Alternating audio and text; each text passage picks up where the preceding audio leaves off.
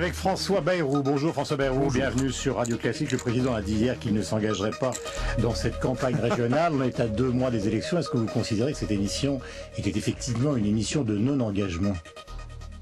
Non, c'était un des moments les plus drôles de cette émission. Il n'y avait pas beaucoup de moments drôles dans l'émission, mais moment drôle, c'est quand Nicolas Sarkozy très sérieusement a dit que ça n'était pas le rôle du président de la République que de s'engager dans les élections régionales. Et il est engagé depuis le premier jour. Il a reçu 10 fois les candidats de l'UMP à l'Élysée en expliquant que ils allaient avoir la responsabilité. Il a évoqué l'envie à plusieurs reprises. Et qu'ils allaient avoir la responsabilité de défendre le bilan du gouvernement, de la présidence. Bon, tout ça, évidemment, avait, comment dirais-je, caractère un peu surréaliste. Parce que, au fond, l'émission, elle était en partie faite pour ça. Elle était en partie faite pour que l'image du président de la République se redresse dans la perspective des élections régionales et du test, entre guillemets. Mais est-ce que quelque chose vous a convaincu dans cette idée, justement, qu'il faut rétablir un lien avec les Français?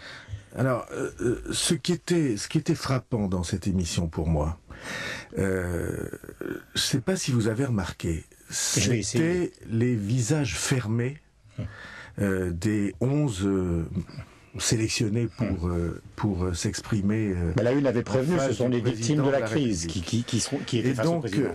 Et donc, j'avais le sentiment, moi, que la distance créée n'avait pas été comblée du tout.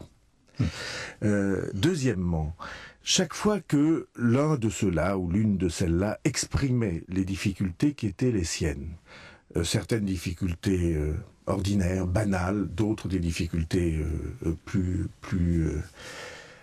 tragiques, comme celle de ce retraité, par exemple, qui vit avec très peu d'argent. Et plus rares. Ouais.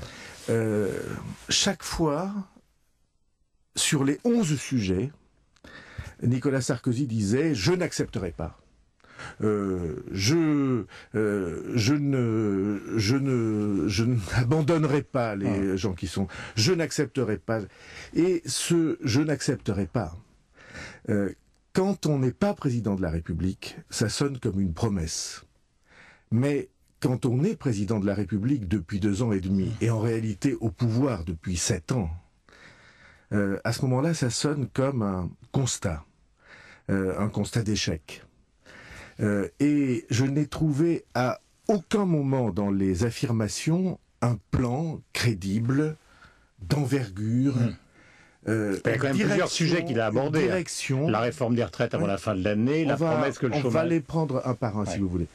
Mais je n'ai trouvé à aucun moment ce mouvement d'ensemble, d'ampleur qui fait que les peuples adhèrent à une politique suivie. Il manquait mais ça, on va le voir avec le résultat, parce que peut-être que les Français ont été convaincus, monsieur. Peut-être que les Français ont été convaincus par cette émission. Il manquait une perspective, il manquait un horizon, il manquait une vision. Et de ce point de vue-là, en tout cas, j'ai trouvé que l'émission ne donnait pas à espérer ou à croire comme, j'imagine, on aurait pu s'y attendre.